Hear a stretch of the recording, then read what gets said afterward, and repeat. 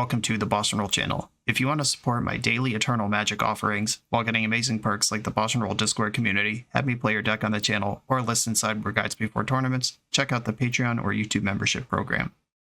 This channel is possible because of these amazing sponsors. Check them out, all their links are in the video description. As always, thanks for being here. Let's go play some Magic. Welcome back to the BoshNRoll channel. Today I'll be reviewing my Eternal Weekend America 2023 tournament experience. I had a pretty good weekend, and I'm excited to talk about it. If this is the first tournament report you've done with me, basically we just scroll through my Twitter, and I leave notes to myself throughout the tournament, and I read them now, and try to remember everything I can about all the matches I played. This was a lot of Magic. It was a 9-round Vintage event, and then an 11-round Legacy event. And then, spoiler, I made top 8 of one of the events. So that was 21 rounds of Magic that I played in 3 days. It was a wild, wild weekend. I want to start off by shouting out 3-for-1 Trading. They're on my shirt right here. They're also in the links of this video. Go check out their store. They helped me out this whole Eternal Weekend season. They brought me over to Europe, and they also sponsored my participation in this Eternal Weekend here in America. Also, shout out to Eminence Gaming, who help me out everywhere I go. They're a big part of me being around. If you see me in person, if I sign your cards, if you're excited that I'm in the room, 3-for-1 and Eminence are both behind that. Shout out to them. Let's get into this first event. Vintage came first. This is my deck. I played Atraxa Oath. It's the same deck that I played in Prague for Eternal Weekend Europe. There were 3 weeks between the two events, and I did some testing. I looked at a lot of lists, and based on my performance in Prague and how the deck felt in general, and Justin Gennari did well. He made a top 8 in Prague with the same list, and I could not be talked out of it. I didn't find anything better. I think this deck is great. And it's in kind of a cool meta position where the best deck by the numbers is the Dimir Lurrus control deck. And before this event, people were innovating an Azorius Lurrus control deck. And this deck is great against that deck. And that deck is great against this deck's bad matchups. So you're in a spot where the best deck beats your bad matchups, and you beat the best deck. And it's just like a really neat little meta pocket. Plus, if we're talking about any sort of traditional shops deck, like not the combo PO deck, that's a fast combo deck, even though it plays Workshop. If we're talking about traditional shops, or really any Bizarre Baghdad deck, Oath is just structurally favored against them, because those decks need to put a creature into play at some point if they want to win. And if the opponent just does the work for you, Oath of Druids is kind of just like suspend X, win the game, where X is how long they can hold out without playing a creature.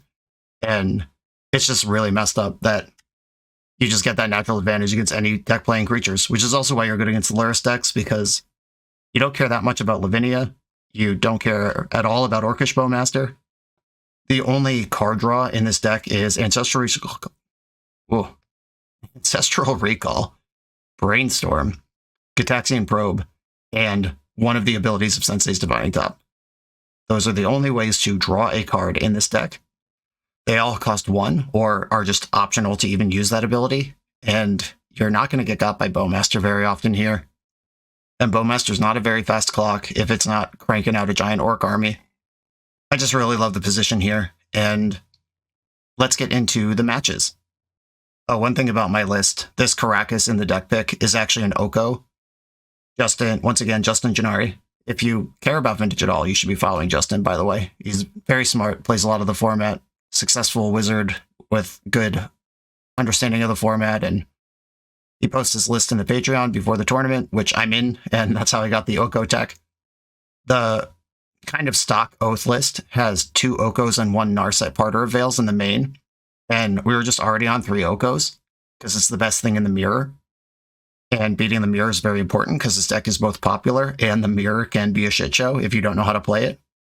And this Caracas was kind of for the mirror, because it bounces Atraxa. But then, why not just make it a 4th Oko, because that's a better card than Caracas for the mirror, and it's good in other spots. where Atraxa may or may not be helpful. It's also a blue card and a green card for your various forces in the deck, which you play a lot of between Negation, Vigor, and Will. Just checked a lot of boxes, very smart little innovation. That's the only change we made between Prague and the US. I'd like to kick off this vintage thread by saying how much it rules that Eternal Weekend is held in my hometown of Pittsburgh. It was in Philly last year because it came together on short notice, and that's where Card Titan is based, but with a year to plan it, it's back in Pittsburgh where it belongs. My wonderful city with our beautiful bridges and rivers, and I get to sleep in my own bed and have my friends stay at my house. It's great. 400 players, 9 rounds of Swiss. Round 1, I played against Squeevine, and there's this thing that I say kind of often, which might be controversial, might hurt some feelings, but I believe it to be extremely true. And that's that Vintage Champs is one of the softest tournaments of the year in terms of players who are, forgive me for saying this, capable of winning the event. I believe the percentage of people in the tournament who could genuinely win 11 or 12 rounds, especially in the Swiss Triangle as competition gets stiffer, it's very low. You get a high population of people who are like just emerging from their house for the first time since last Eternal Weekend. They own Power, they own Bazaar, Baghdad, whatever, and then they go to Eternal Weekend because it's there, and they may or may not have played their deck at all. They may or may not know what's in the format at all. They might not even play Paper Magic at all. And sorry to my opponent, but I believe they were one of these people. First of all, they shuffled their deck so I could see it. I'm going to grab this random pile of cards off my desk. This is how they were shuffling, just facing me.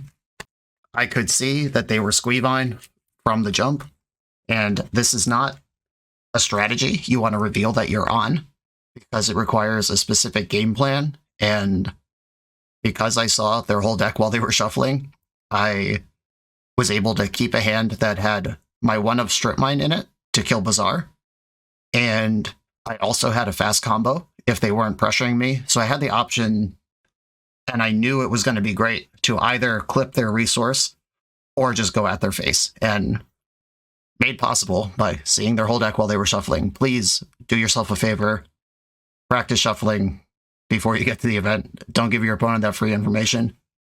This opponent also complained loudly every time they mulligan. Like, they looked at 7 and they were like, oh, we'll go to 6. And then they looked at 6 and they were like, Jesus Christ, I'll go to 5. And then they were like, oh, I even pile shuffled. How am I not finding what I need? And it's like, Bazaar decks are famous in Magic for having to mulligan, sometimes to 1 or 2 cards to find their 1 card that matters, which is Bazaar or Baghdad. You only get 4 copies of that. And it's just super weird to complain about taking mulligans in your deck that is designed at having a specific 4 of in its opening hand. You should be ready to play on 4 cards if you register Bazaar. It is what it is. I don't know. But I didn't mean to lay into my opponent like that. I'm sure they're a very nice person, but I did manage to win that match pretty comfortably. It's both a good matchup, and they were not playing it perfectly, and also I knew the matchup game 1. Round 2, I played against Blue-White Luris Saga, which is a deck that I tried on the channel leading up to this tournament, and I was not impressed by it. Basically, the design of that deck is you try to squeeze your opponents down so they never get to actually execute their game plan, and then you just kind of win with whatever, like Lavinia, some construct tokens from Urza Saga, eventually Luris, and you nickel and dime your way out. But if you don't actually contain your opponent, you're just a kinky little deck with some soft counters and some weird creatures that don't hit very hard. And eventually, like I said, you have to put a creature into play to win the game, which is inherently weak against Oath of Druids. So I won game 1, and then in game 2, my opponent committed to a Mystic Remora game plan. And the thing about Mystic Remora is, if you're not applying pressure, your opponent does not have to let you draw any cards, and eventually the Remora will go away. And this deck is not very good at applying pressure, and my opponent paid, I think, 5 or 6 mana into their Mystic Remora. Like, cumulative upkeep was 6, so it was in play 5 or 6 turns. and I never gave them a card off it. We got to a point of the game where I just paid 4 mana for my Black Lotus and passed the turn. And then I used that Black Lotus to pay 7 for Atraxa out of my hand, which is a creature that doesn't trigger Remora. And then on the following turn, I paid 6 mana for a Time Walk. And there was like a little counter war at some point. I think they got 2 cards off their second Remora from me, but we played a lot of turns, and they were using Wasteland to pay for the Remora. They were using Urza's Saga to pay for the Remora instead of making constructs or denying my resources. And it just kind of felt like we were playing different games where I did not care what they were doing, but they could have done different things with their cards that I would have cared about instead. I think they just got locked on one plan and didn't pivot off it when it wasn't working. And I made the joke in my post that I play CEDH. I don't feed the fish when I have 3 opponents. I'm certainly not going to feed it when I have 1. Forget about it. I'm never giving a card to a Mr. Grimoire player unless I have to. Round 3, I played against Mark Hornung, who won Vintage Champs in, I believe it was 2011, with Dredge. And before the match, I actually ate breakfast sitting across from him, and he was sleeving up Bazaar of Baghdad's. And then we were joking about Bazaar, and like I was joking about like, oh yeah, unless you tricked me, unless you just sleeve Bazaar's face up in the morning to mess with people. And he was actually on White Initiative. Got me good with the long con. But luckily, Oath is massively structurally favored against White Initiative. That's one of the great things about Oath. That's a deck that has to put a creature into play, plays very little meaningful interaction of any kind. They have like Containment Priest and Grafdigger's Cage after sideboard, but those are not that hard to beat. And our sideboard is built with Dismembers and Portal to Phyrexia and just all these jukes that smush this deck, even if they do have their hate. These matches were on camera. The VODs are available on the Card Titan Twitch page. I'm currently trying to ignore the trending in politics, stop Biden. Twitter's weird, but it is the format I unfortunately hooked my brand to years ago and built my following. So here we are. Oh, I made a note to myself that I made a small mistake when I was playing against Mark. I brainstormed, and my hand was Show and Tell, Sarah's Emissary. And if you name creature against initiative with Sarah's Emissary and you get protection from creatures, they basically have 4 Swords to Plowshares in their whole deck that you care about at that point. Because a lot of their removal is stuff like Solitude, which is also a creature. You just don't care. And then if you take the initiative, they can never get it back because their creatures can't touch you. So I brainstormed into Show and Tell and Sarah's Emissary and Demonic Tutor. And I kept the Show and Tell and the Emissary in my hand. I was going to have to pass the turn. I didn't have the mana to Show and Tell right away. I kept the Show and Tell and the Emissary in my hand and put the Demonic Tutor on top of my deck, thinking like, if they shuffle my deck somehow, I don't want to lose my Show and Tell. However, I don't think there's an effect in their deck that actually shuffles your deck involuntarily. Like they don't play Boseiju, which you can decline anyway if you want to. They wouldn't bring in like Surgical Extraction. If they even play it, I don't think they do. There's not a thing that would actually affect that. But they do play Anointed Peacekeeper, which looks at your hand, and then they get to name a card, and that card costs 2 more to cast. And he had Anointed Peacekeeper, looked at my hand, named Show and Tell, and then I had to Demonic Tutor, spend a turn finding an answer for the Peacekeeper before I could Show and Tell on the next turn.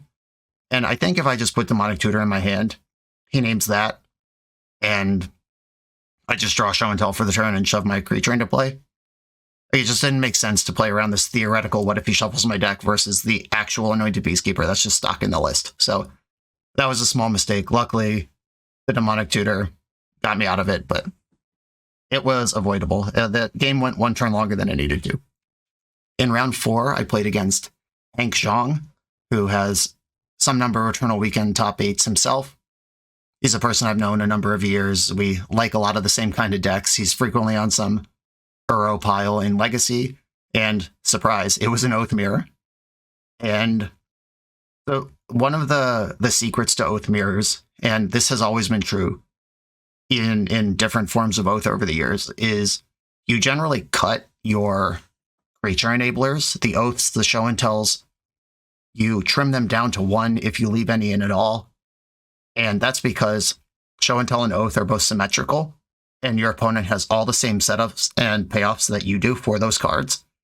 And if you play Oath, and then they have more Forbidden Orchards than you, they're going to win off your Oath. If you Show and Tell, you both put a monster into play, but they get the first turn to use all their cards or make the first attack with the monster, and you kind of just pivot onto Bug Oko control. And Hank, in our sideboard games, both game 2 and game 3, had turn 1 Orchard Oath.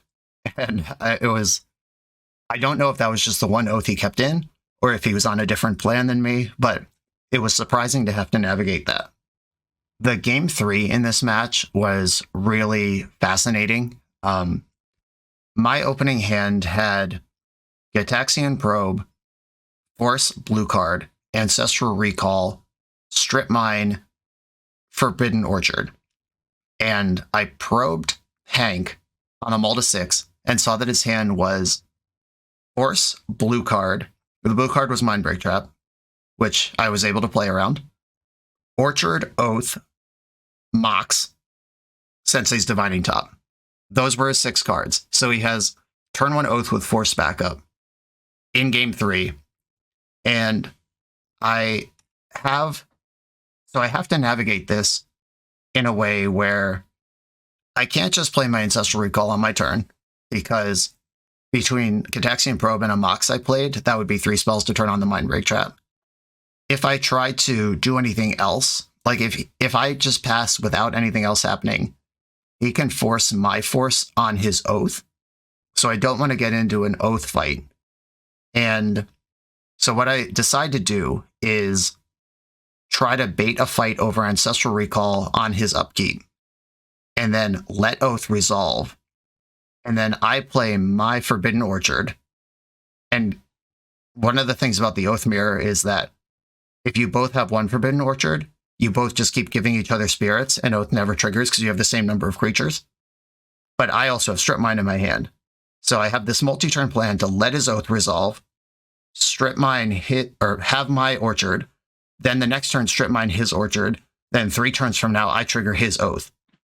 And his Force of Will doesn't play here because I actually want the Oath to resolve. That's the plan I came up with.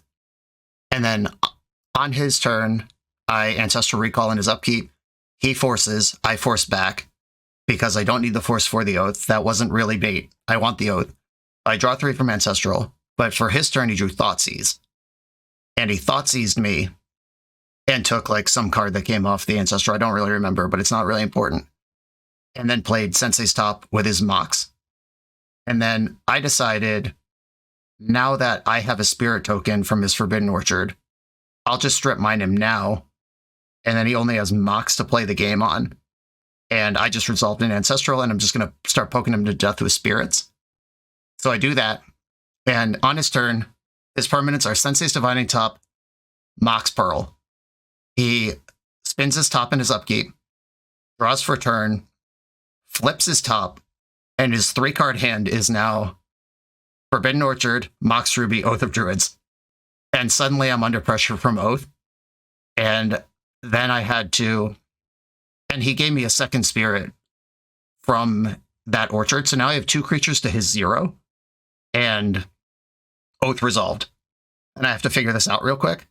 And luckily I was able to play my Orchard, play an Oko from my hand, Elk one of his Moxes, and then he has Spirit and Elk to my 2 Spirits, and we're at creature parity. But also his creatures are bigger than mine, which is a disadvantage, because if we're trading spirits, it doesn't matter. But if I lose a Spirit to a chump block, I have fewer creatures than him. So I Elk his Moxen over the multiple turns. He's giving me Spirits. I'm giving him Spirits. And like a million turns later, I tinker for a Sphinx of the Steelwind. And I'm able to just like kind of break the stalemate and get through it. But that was a really exciting game that I thought was not going to be exciting because I had a really good plan. But his deck helped out a lot. And he was in the game that I didn't think he was going to be in. 3-for-1 Trading is one of Europe's leading Magic the Gathering retailers. Their online shop has a fantastic selection of high-end Magic cards, especially for vintage, legacy, and old-school players. They now exclusively offer the BoshNRoll community free, fully insured, and fast worldwide shipping on all their high-end singles, full sets, and out-of-print sealed product. They upload new cards every Wednesday with weekly sale offers and reductions.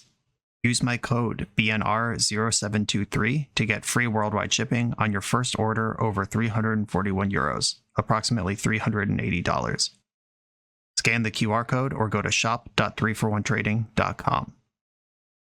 In round 3, I played against Grixis Tinker, which is a deck that I have loved historically. I even 5-0'd during my exploration of the vintage format before Eternal Weekend Prague. However, Grixis Tinker is in that camp of decks that is pretty bad against Dimir Luris.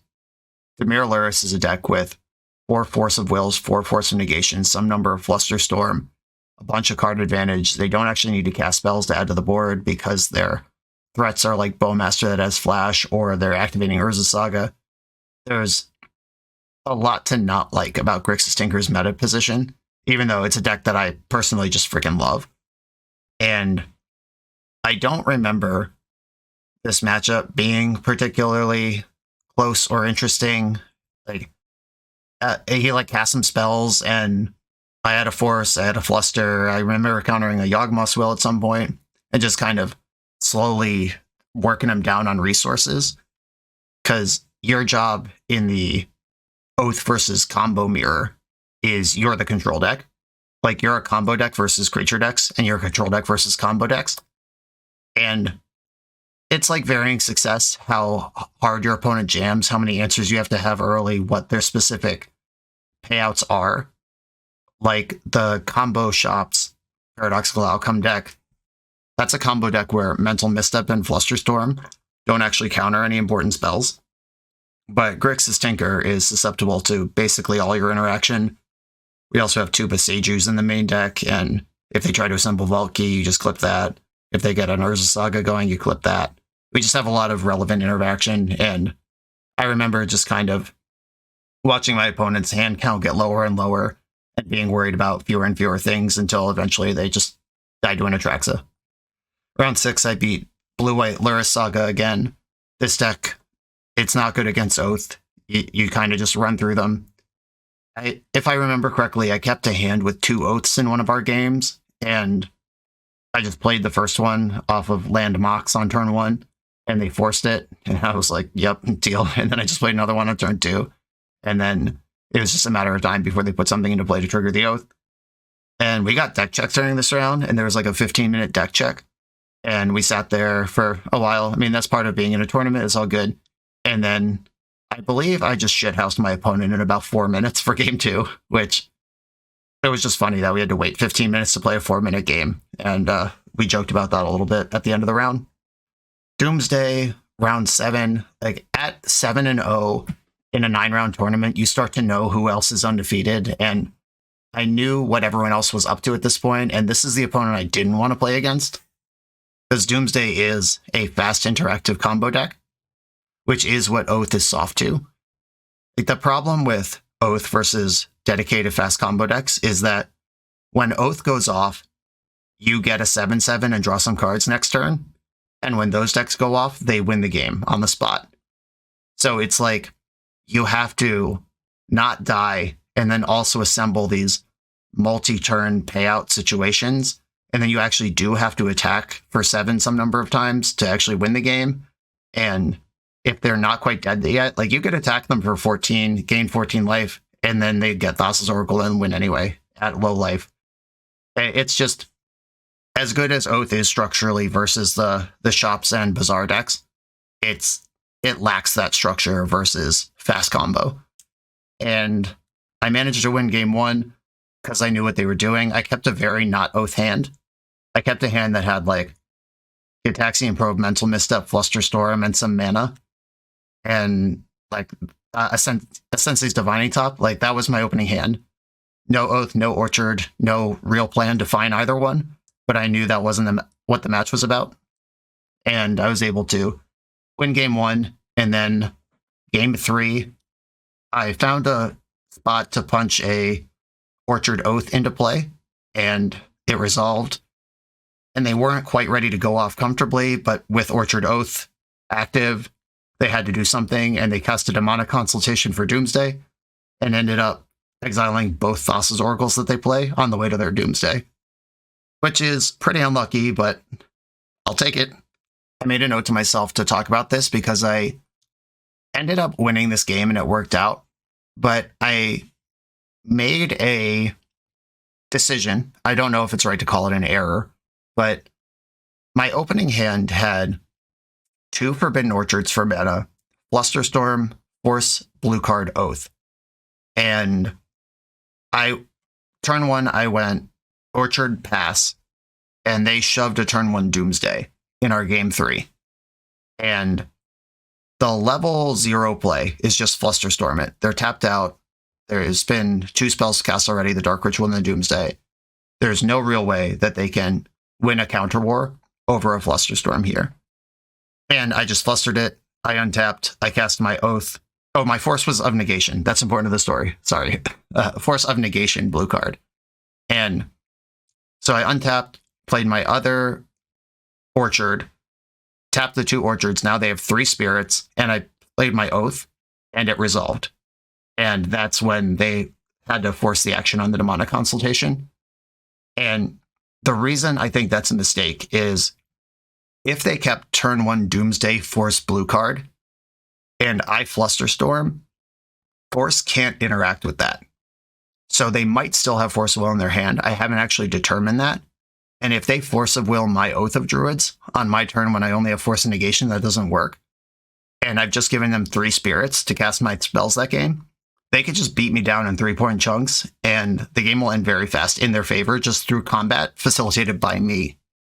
Where if I Force of Negation their Doomsday, that gives them the opportunity to Force of Will me back, and then I just Flusterstorm all of it. And it's kind of a free check on Force of Will. Whereas if they had forced my Oath, I probably would have been in a lot of trouble. So I took the level 0 line without fully extrapolating to other possible consequences. I figured it out when I got to my second turn, and I was like, oh shit, they could force me here, and then they'll have 3 power in play. But luckily, I just got away with it. The official BoshNRoll Island Ponder Keep shirt is available exclusively through Coalesce Apparel. This Magic player-owned business is a staple of our community. They keep this channel on the air, and it's my pleasure to partner with them for this product. Coalesce is the best Magic apparel on the market. They have awesome new designs coming out all the time. Use code BoshNRoll to get 10% off your order, only at coalesceapparel.shop. Round 8, I played against Squeevine again, another great matchup. I was very happy to get paired into this person. And this match was on camera at Card Titan. The VOD is over there if you want to check it out. I mulled a 4 game 1, and I never found an Oath. This is a deck that absolutely cannot win without putting creatures into play, and they usually can't one-shot you. Like, it is like they could put like 10 power into play, maybe better with a nut draw. Let me think. So their nut draw would be activate the Bazaar, discard Vengevine, Vengevine, Vengevine, and then cast 2 Hollow Ones. Okay, so they can actually like put 20 power into play on turn 1, but they can only attack with 12 of it. Okay, the Stone Nuts does just run you over, but generally it's like some number of Root Wallas, and like maybe they have a Hollow One, maybe they trigger a Vengevine, like 6 power is a more normal turn 1. Especially if they want to have any interaction in their hand. It's generally favored, and the more they mulligan, the better. Because the more they mulligan looking for Bazaar, that's the fewer cards they have to interact with you. This deck plays 4 Force of Will, 4 Force of Negation, 4 Mindbreak Trap, 4 Force of Vigor. They have a lot of free interaction, but 12 of those 16 spells I just listed require you to pitch an appropriately colored card to cast them, and then the other one, Mindbreak Trap, you can just play around if you think they have it. So the more they mulligan, the less likely they are to have both a proactive game plan and a reactive game plan, because they can't support the pitch spells anymore, or they can't apply pressure. And game 1, they kept 7, I mulled a 4, never found an Oath. I kept a hand with Beseiju, because I figured I'll just kill their first Bazaar, and hope they don't have another one and start drawing cards and see what happens. But they did have another Bazaar, and I died very quickly game 1. And then games 2 and 3 were a lot more to script. My opponent mulled to like 5 or 4 both games. I had Oath of Druids somewhere in my hand in both games and just won pretty easily from there. Our game 3 was actually pretty interesting now that I'm thinking about it. I did have my Strip Mine for their first Bazaar, and then I had an Oath of Druids that I cast, which just sat in play for a little while. They couldn't make a creature, and I couldn't give them one. I didn't have an orchard, and I had cast the Oath off of Mana Crypt, so I'm losing 1.5 life a turn to my Mana Crypt on average. And at some point, my opponent is just chilling, letting my Mana Crypt chunk me, and I'm not actually applying any pressure, even though I have Oath in play. And I eventually find an Oko, who I started just plussing and making food. I think Oko was on like 12 or 14 loyalty by the end of the game. I was actually just making foods and then eating them so Mana Crypt didn't kill me. I couldn't elk my own things because then they would trigger Oath, which both fills their graveyard and puts creatures into play. And some of their creatures I don't mind. Like if they have a Basking Rootwalla and I have a 3/3 elk, I'm winning that exchange. But if they hit like Master of Death, which trades with my elk, and then that they could start regrowing it and getting card advantage, and that's also a blue card for forces in case we get to another interaction point, I think it's wrong to let them Oath. So I just chilled, making a food, eating the food, making sure Mana Crypt didn't kill me every turn, and eventually drew out of it. So that game went on for a long time. I still don't think it was really close at any point, but it did take a long time to actually convert. And that one is on camera if you want to check it out. And then I was 8-0 in a 9-round tournament. I was able to draw the last round. There's the Black Lotus painting that I was trying to come for. Spoilers. If you look behind me on the wall, there's still only one painting there, and it's not Black Lotus. I ID'd with Combo Shops, which is a matchup that I don't really like. And it's winnable. There's play to the matchup, but on paper, they are favored some amount. And just the way the tournament broke down in like who had what points and what tiebreakers, I was shaking hands with my top 8 opponent. I would end up first and they would end up 8th. And that was just basically a lock. So I was basically selecting my opponent here. I don't know if it's worth it for me knowing that that matchup is bad or at least negative, that I should have tried to play there and eliminate them, because I'm in with a loss. And if I eliminate them, that's a bad matchup out of the top 8. However, if I play and lose, I'm not in first place, and being on the play throughout a vintage top 8 is a pretty big deal. So I think the handshake was correct, but there was definitely some tournament metagaming decision to be made there. But I think I made the right one. And then I made another correct decision, which was, even though the room was full of thousands of people, or over 1,000 people, probably not thousands, but over 1,000 people, many of them were my friends, many of them wanted to do stuff. I took the people who were staying at my house, we went back to my side of town, we had a dinner with just the 5 of us, and then we went to bed early because we had to play an 11-round Legacy tournament the next day. And I was not farting around and losing sleep and making bad decisions. This was a important weekend to get good sleep, eat good food, play my best. And we did that every night, and I'm proud of us. Then you'll notice this was posted December 8th. My next update is on December 10th. The top 8 was played on Sunday, and the Swiss was on Friday. So my top 8 match was against Jewel Shops. And this match was kind of a heartbreaker, but it's in a way that you have to accept if you're going to play vintage. I was on the play in the top 8, of course, because I'm first seed. And my opening hand had turn 1 Orchard Oath, turn 2 Oko, but no Force of Will. And Combo Shops is a deck that tries to do something dumb on turn 1. So I figured if they can play the One Ring on turn 1, which is one of their payoffs, I can Oko it, and we can move on with our lives. And maybe I win on the following turn. If they just develop on turn 1 with like a bunch of mana and Urza Saga, I have the Oath, I trigger it, and I'm way ahead. And they can get to 6 mana on turn 1, but it's not like particularly easy to get a Coveted Jewel rolling on turn 1. So I figured I was kind of safe from that.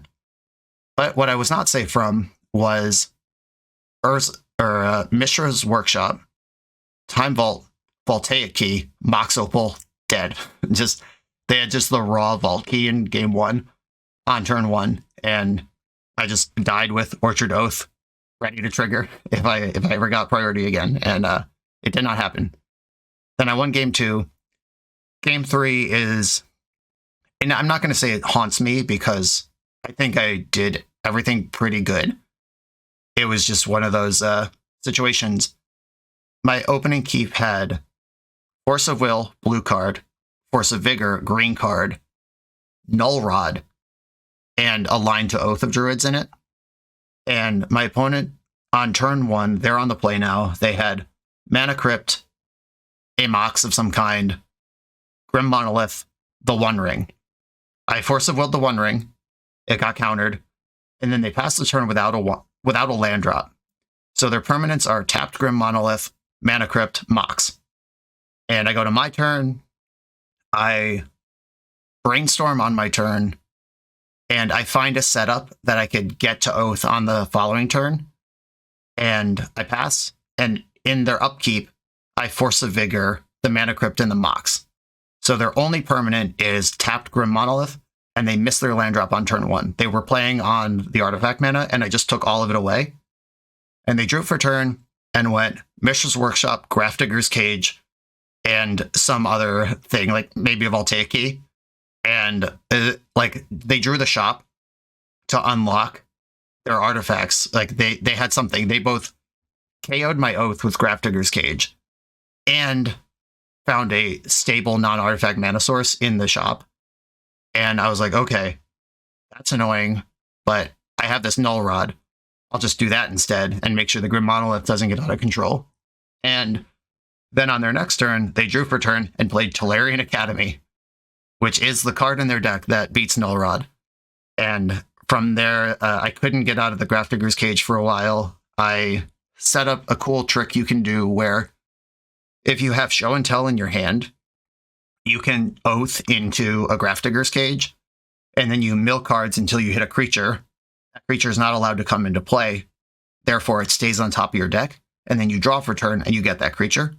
So I did that. I just Oathed into the cage, drew the Atraxa, cast Show and Tell from my hand, and on that turn, my opponent had found Paradoxical Outcome that they were able to cast with their Tolarian Academy, picked up like 5 or 6 permanents, drew a bunch of cards, forced my Show and Tell, and then I had to settle into a line where I Demonic Tutor for Boseiju to try to kill their Grafdigger's Cage. But at that point, they were so far ahead. I did get an Atraxa into play, but they were able to just copy it with Phyrexian Metamorph and then see their whole deck and kill my Null Rod and then Valkyrie. And really that whole game came down to those runner multi-mana lands after I had taken all of their resources out from under them. And I mean, it's fine. It's Magic. I'm not mad. I'm just saying that was a lot of restricted cards. The Time Vault in game 1, the Academy, they had a Trinisphere in game 3 that was also slowing me down a lot. You only get one of those.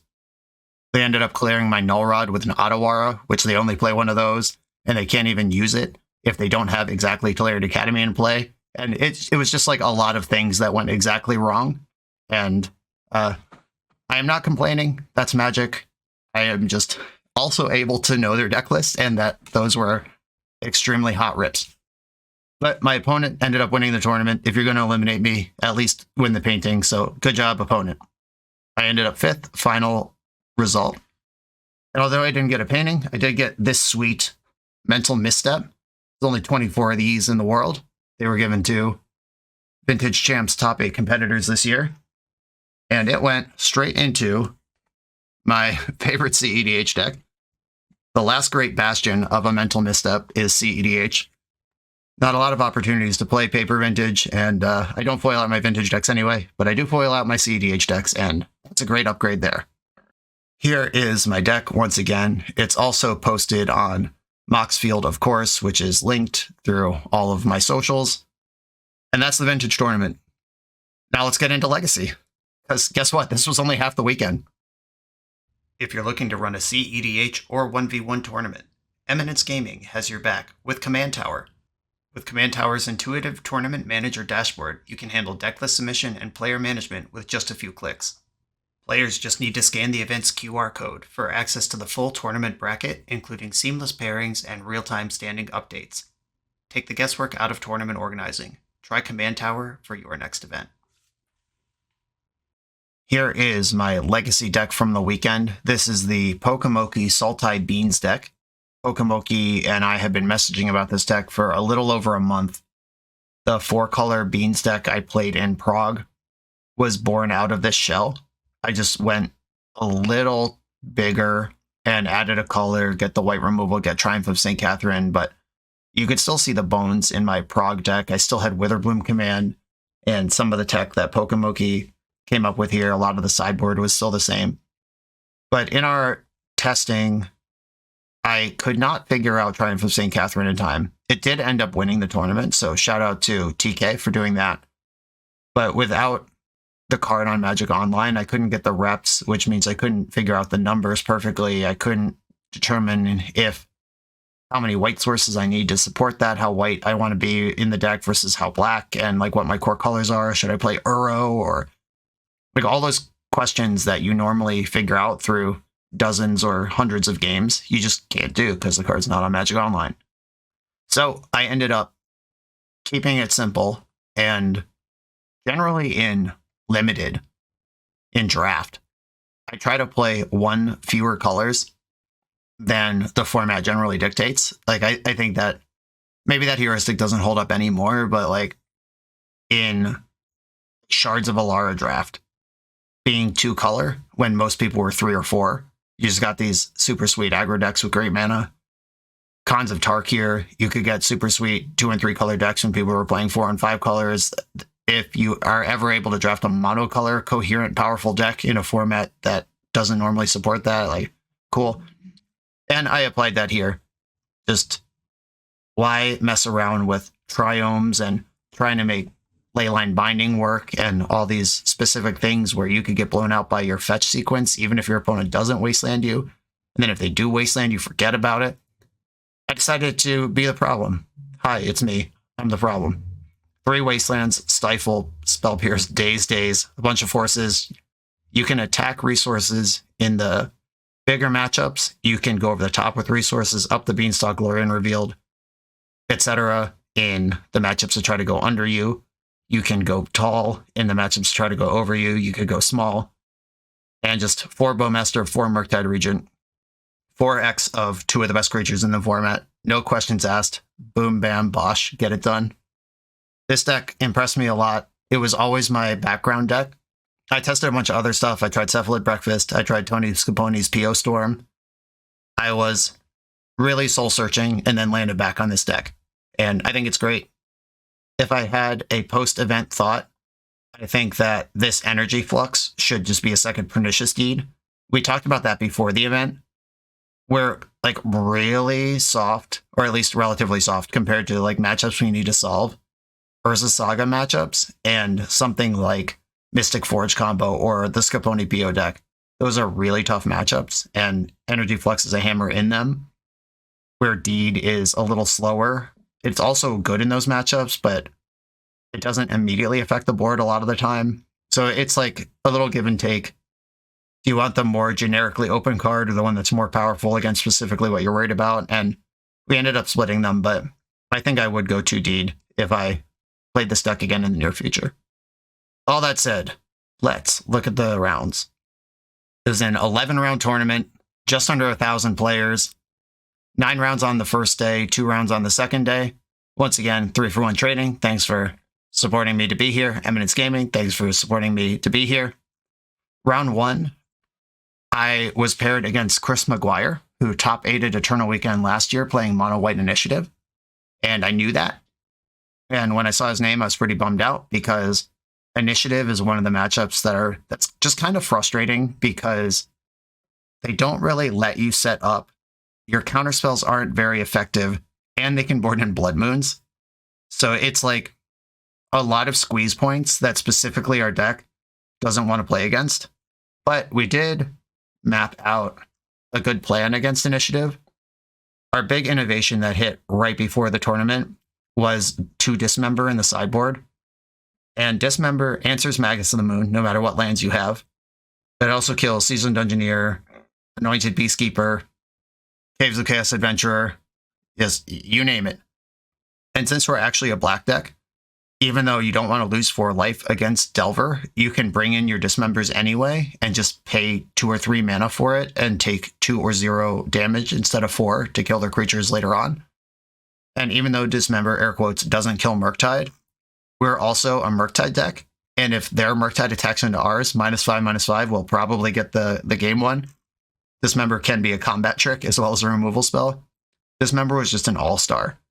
And the plan we came up with versus Initiative is not to try to stop the Initiative from entering the game, because the deck is very good at denying your opportunities to do that, but let them create the Initiative, kill their creature with our plethora of removal. We got Dismember, Murderous Cut, Fatal Push, Sheoldred's Edict, just a ton of removal spells, and then poke them with a Bowmaster and take the Initiative, and then just keep it. That's kind of the plan we came up with, and executed it beautifully against Chris, and 1-0 against a matchup I didn't even want to play against a competent player in round 1. Round 2, I played against Dimir Shadow. This one got grindy, and in our sideboard planning, we were bringing in our Surgical Extraction against Scam. Let's go to the sideboard here. Surgical Extraction and Nile Spellbound versus Scam, like dedicated Scam. But because my opponent was Shadow, which plays some Scam cards in it, like they could still reanimate Trolls, and some lists have Grief too, I just brought in the Spellbomb and kind of hedged towards removal. I think I brought in Powder Keg over Surgical Extraction because they have all these 1-drops in the form of Shadow that you would like to kill.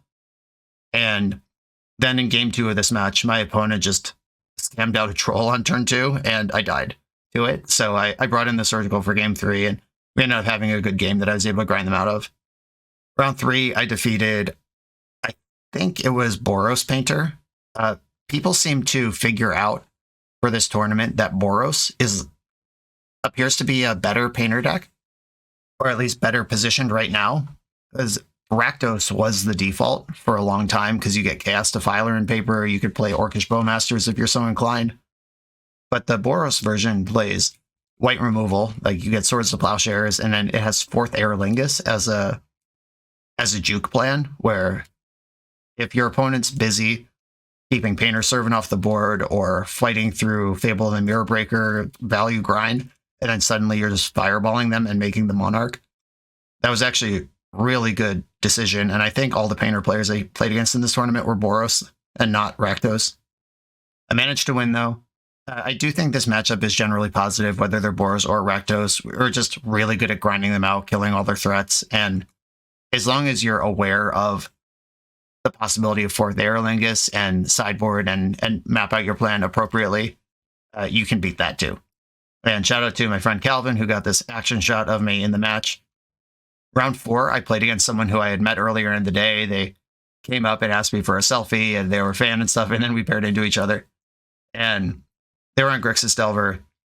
We went 3 games, and in our game 2, I had Orcish Bowmaster in my hand for a very long time, but I wasn't under any pressure, so I just didn't play it out.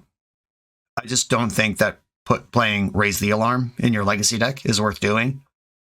And just 2 mana, make 2 1/1s that then they can plan around just isn't great. So I just kept sculpting my hand, drawing cards, hitting land drops, and then eventually they played this mid-game Brainstorm that I played 2 Bowmasters into. And suddenly, instead of just Raise the Alarm and you know that I have it, they had a Brainstorm actively on the stack, and they were facing down, okay, Bowmaster is 2. Orc Army Trigger is 4. The Brainstorm is another 6. damage right away. And then it's another 6 orc army. Yeah, that was 16 damage from an empty board. I think I did that math correctly. Yeah.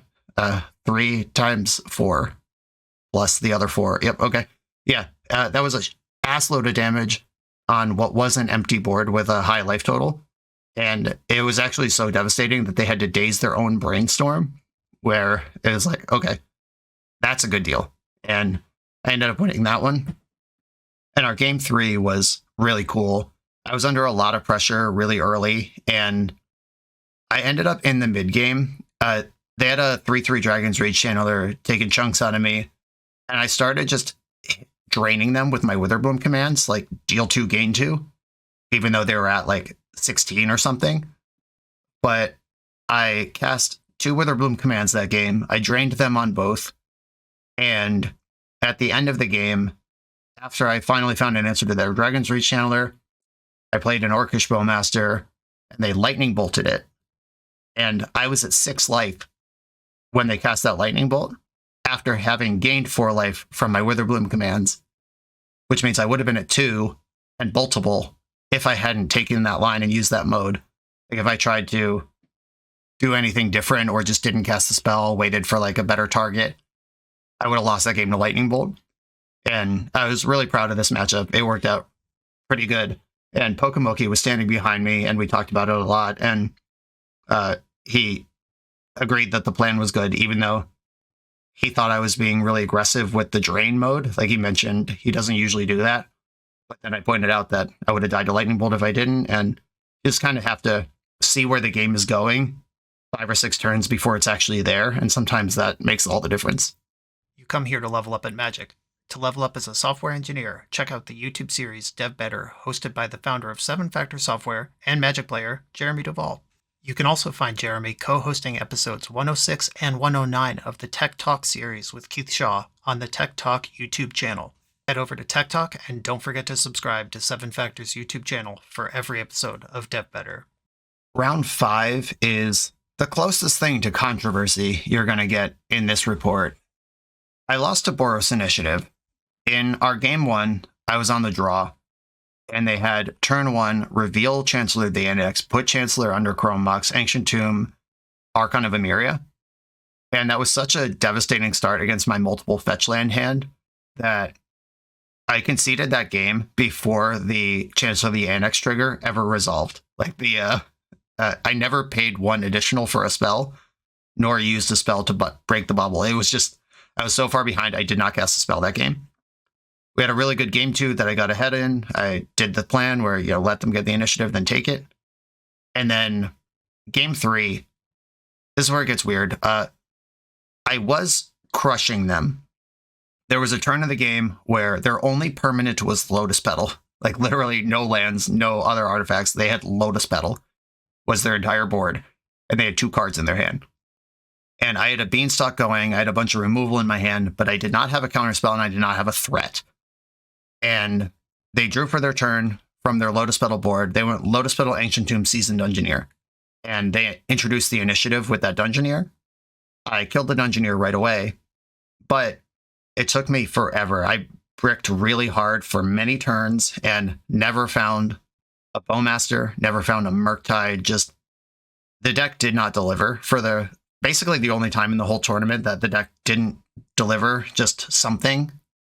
And they eventually got all the way into the Throne of the Dead 3 and then back up to the top of the initiative room. And we had this crazy game where they were ahead, and then I ended up at 1 life on a turn where they were attacking me with the Menace Skeleton from the initiative dungeon the second time they went through it. And I Bowmastered, finally found one.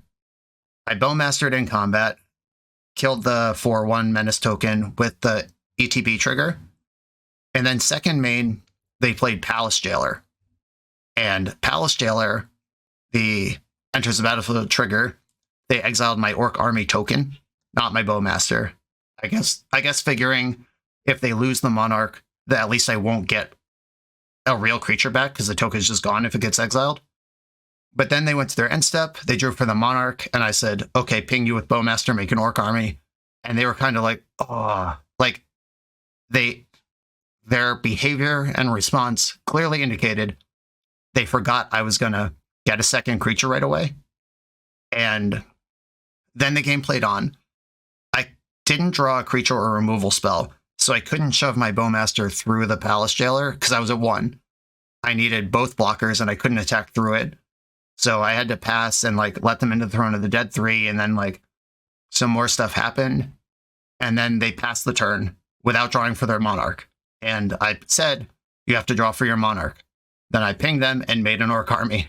And then we played another turn where I'm barely clinging to life. And I have to chump block with my Orc army again to stay alive. And then they passed the turn again without drawing a card for their Monarch. And at this point, I called a judge. If you're suspicious, you should call a judge. And I explained to the judge, I am only holding on to this game at all because my Orcish Bowmaster makes a new blocker every turn, and my opponent has forgotten their Monarch trigger 2 times after reacting poorly the first time it happened. They've had the Monarch for 3 turns, and it was, oh shit, forget, for the 3 turns that they had the Monarch. And they never forgot their initiative trigger. They never forgot anything else in that game. It was just those 2 Monarch triggers that they had forgotten in specifically that spot. And the judge immediately picked up what I was putting down, went and got an appeals lead, a longtime judge who I trust to make good decisions. And that person conducted an investigation. And at the end of their investigation, they decided, while it is suspicious that these triggers were missed in this spot, they don't believe it was intentional or malicious, and to just play on from there. And I ended up losing, but which, I mean, I would have lost the game anyway, given everything that happened, because everything did end up resolving as it should.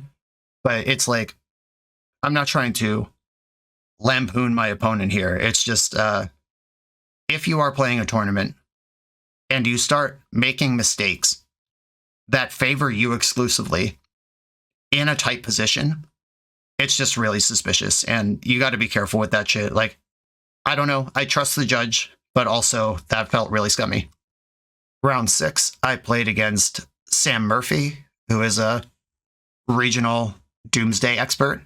And she tricked me by being on 5-color beans, but my deck is built to chew up 5-color beans. I had a lot of wastelands. My Witherbloom command like killed her beans and picked up more wastelands, and I ended up with a Carpet of Flowers in one of the sideboard games, and I was able to Pernicious Deed for 6, which I think killed a Beanstalk, a Triumph of St. Catherine, and a Prismatic or a Leyline Binding that had a Beanstalk of mine under it. So I ended up with a Beanstalk after the dust settled. It was like a gigantic 9-mana play. It was pretty awesome. But I did win that one in 2 games, as we kind of found out in my testing league with Pokemoki that released on the channel yesterday, if you want to go watch that. This deck does beat up 5-color beans pretty good. Round 7, I played against Bug Scam, and they had a Chain of Smog package with Witherbloom Apprentice. They never actually assembled it, but I saw them pitch well, they asked me a suspicious question first. And before the game, they were like, have you played against anything spicy today yet? With kind of like a like little eyebrow action. And I was like, not really. I've played against mostly top tier meta decks. And they were like, okay. Just kind of, get ready for this shit kind of vibe to it. So I already suspected something was up. And then they pitched a Chain of Smog to a Grief on turn 1, game 1. So I was immediately aware that the package was in their deck. It never really came together. Our deck's really good at grinding out of scam nonsense. And, well, I mean, my opponent was 5-1, so they were clearly doing some winning. But I suspect that putting a 3rd color for a combo into your deck, and a combo that requires a creature, which every deck you play against is going to have every piece of creature removal they play in against scam anyway. I don't know that that's worth the structural loss of just a tight blue-black package, but kudos to them for making it that far. But I did dispatch them relatively smoothly. Round 7, Boros Initiative, once again, third time in the tournament for a matchup that's tough. And the plan worked out great. I'm not going to lie, I don't remember a lot of details from this match. I can't even picture my opponent's face. They all blurred together at this point. But we did the thing, just kill their creature, take the initiative, and off you go. Round 9, once again, Boros Initiative. This one was a feature camera match, and did the plan, kill their thing, take the initiative, deny their mana, etc., etc. I did make a rules error at the end of this game that I felt really bad about. It was the end of the day, 9 rounds, and my opponent was at 2 life, and I had a 2/2 and a 1/1 in play. It was a 2/2 Orc Army. Or no, it was a... I remember what it is now. It was a 3/3 Orcish Bowmaster because I had gone into the Forge on the initiative, and a 1/1 Orc Army. And I had brainstormed on the following turn, and I knew that the top of my deck was Misty Rainforest, and the card in my hand was Fatal Push. And my opponent played out Thalia Heretic Cathar, the 3/2 first strike one. And I was like, oh, sick. I have a fetch land on top of my deck, Fatal Push. This thing's dead. I win. Let's go home and get some food. And I drew for my turn. I said, fetch Misty Rainforest. Just like kind of tap the battlefield with it and put it in my graveyard as one does when they fetch. And my opponent was like, okay. And then I went into my deck. I got an Underground Sea and put it into play. And then they said, that Underground Sea is tapped because of Thalia. And then the judge who was watching our match, because it was a camera match, said, wait, then that Misty Rainforest should have been tapped too, and you shouldn't have been able to fetch. Which means I can't turn on Fatal Push, and I can't kill a 3-drop. Which means I can't attack this turn, which means they get a whole nother turn of the game. And it just got ugly because I had brainstormed and put back the Misty Rainforest and another card under it that I also knew it was Force of Will. That's not important, but I knew that card. And we had already shuffled the deck because I had picked up the deck, put Underground Sea into play, shuffled, backed up to the Misty Rainforest. And there was a ruling that because they can't fix it completely, meaning return that known card to the top of the deck, they're not going to try to fix it at all. And my opponent had the opportunity to say, Misty Rainforest comes into play tapped before I picked up my deck and shuffled. And like, I made the mistake that initiated the issue, but they also failed to maintain the game state with an effect caused by their card. And this is not a mistrigger. This is not something that you can like gut check someone on. This is actually like just the rules now. And I was not comfortable with that ruling because it means I win the game even though I made a mistake. So I appealed it. And the appeals judge said, yes, the initial ruling is correct. There's no way for us to know what that card on top of your deck should be.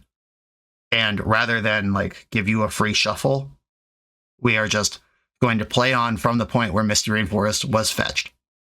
And at that point, it is what it is. And I felt bad about it, but I was on to the second day at 8-1.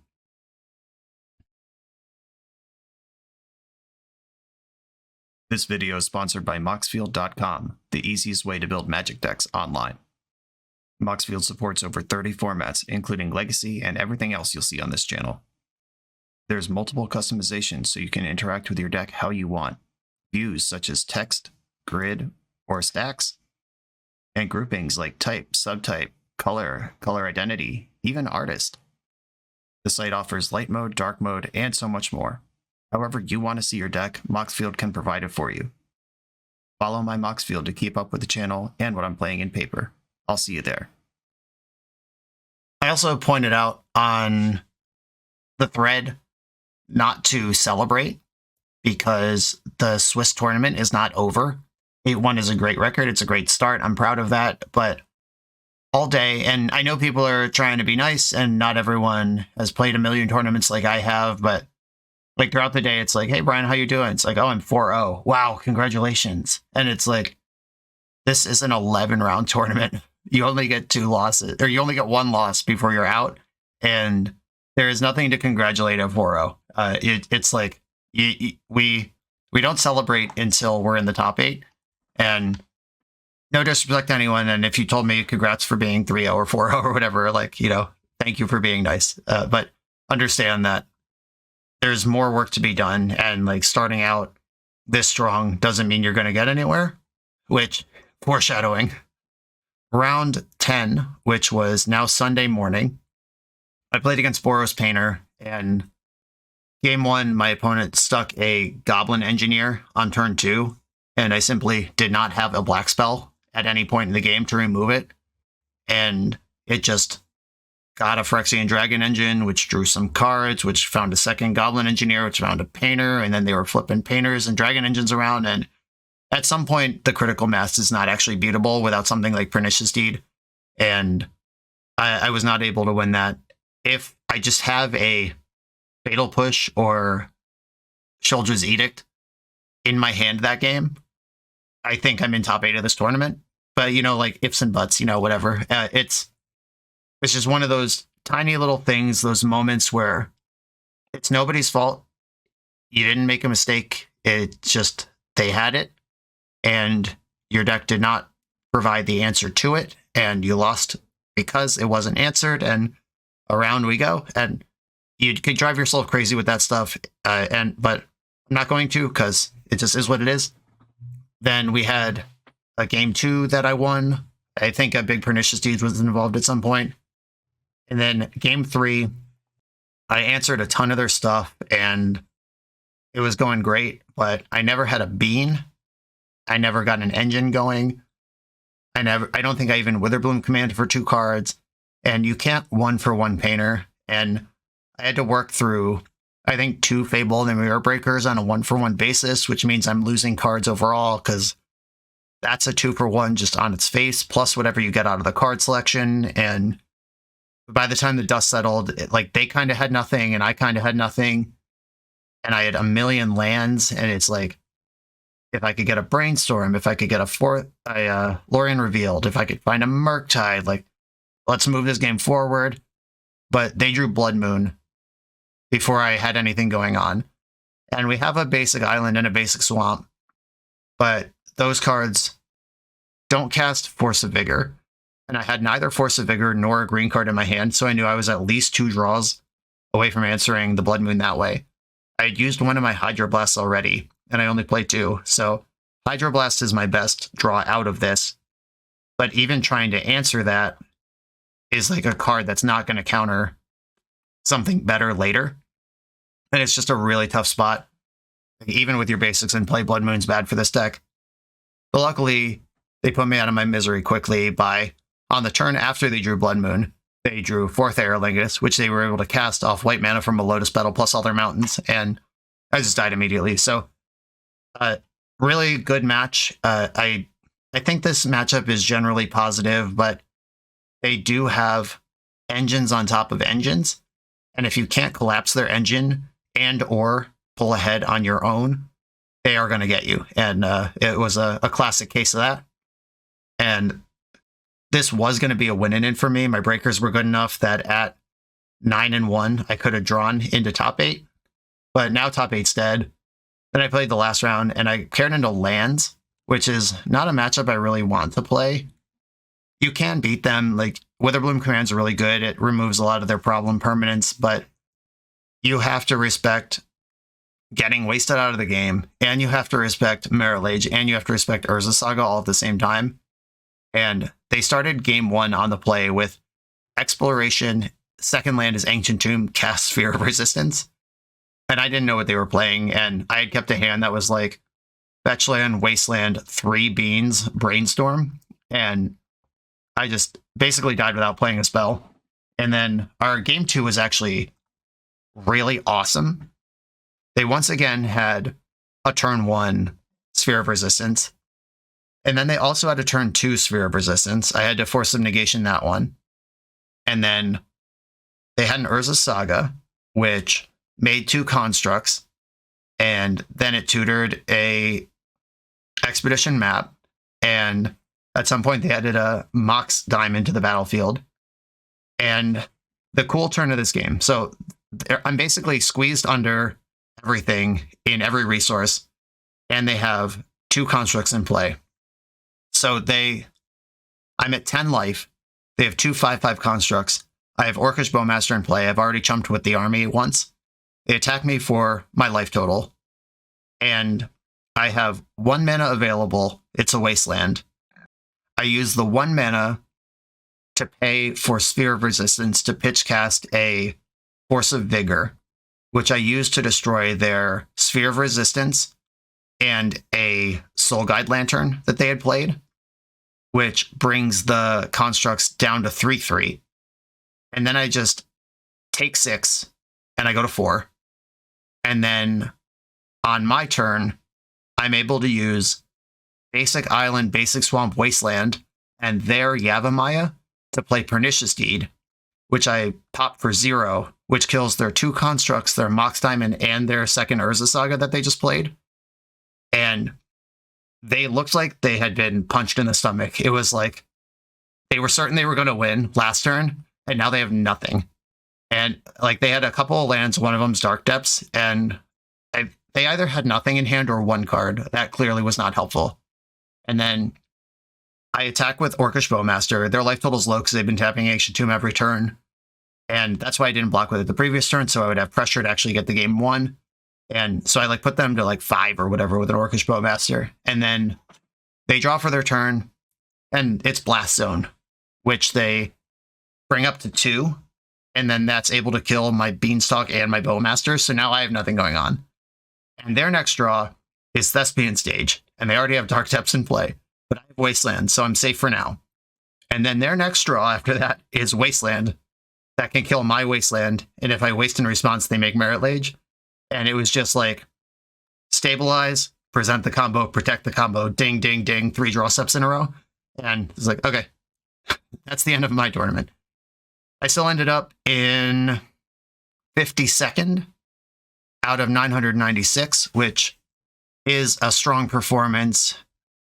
Money went down to top 128, so wasn't even a min cash performance. I think it was like 225. Pretty good results out of that. However, knowing that I was 1 match away from top 8ing both events and then plummeting down to top 64 stinks a little bit. And although I did this report in the Vintage then Legacy order, this all happened. These last 2 rounds happened right before I played the Vintage top 8. So I went from 16-1-1 over Friday and Saturday into 0-3 on Sunday. I lost these 2 rounds, then I lost my top 8 match. And there was certainly, I described it as a kind of like a moving needle of like a gauge, where right after I lost my top 8 match, my needle was like at 95% of the way to, you idiot, you were 3 matches away from winning 2 paintings this weekend.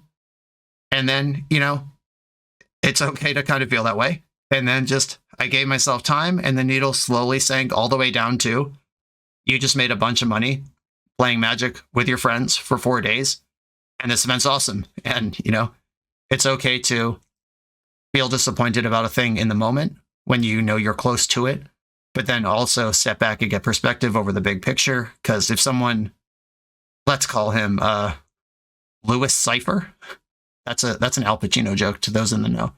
If somebody gave me a contract that was like, do you want to top 8 one of the Eternal Weekends and top 64 the other a week ago? I would have been like, hell yeah, deal.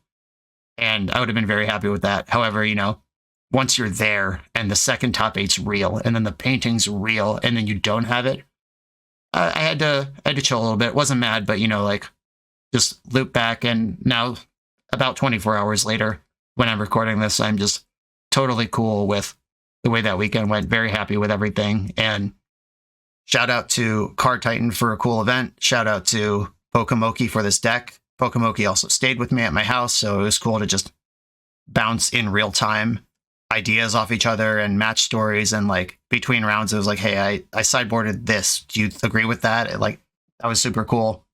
And good friends, good times. Eternal Weekend's awesome. Legacy's awesome. Vintage is awesome. Great communities. I had so many people come and say hi to me. And honestly, this might seem crazy, but I'm starting to believe it. I think out of the 1,000-person Legacy tournament that happened, this channel and like this promotion of Legacy that I do every day, I think I was responsible for 50 to 100 of those entrants. Like somewhere between 5 and 10% of the field was there at Eternal Weekend for the first time because they found my channel.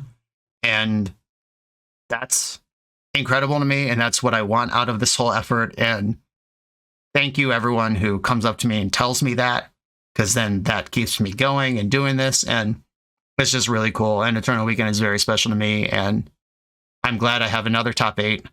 Number 6. I'm disappointed I don't have another painting, but there's always next year. My deck is, of course, on Moxfield, available through any of my links.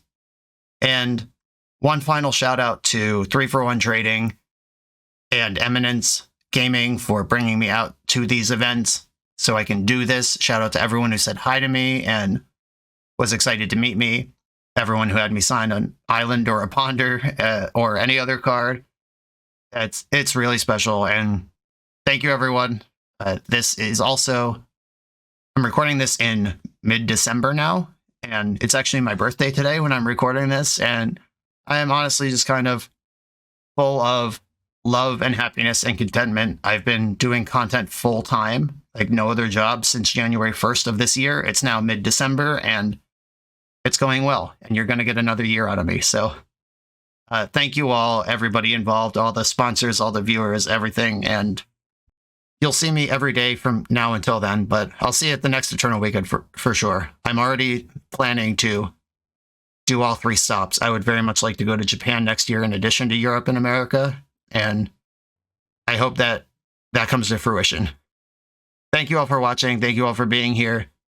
Be sure to like, comment, subscribe, check out the sponsors and everything, and I'll see you next time.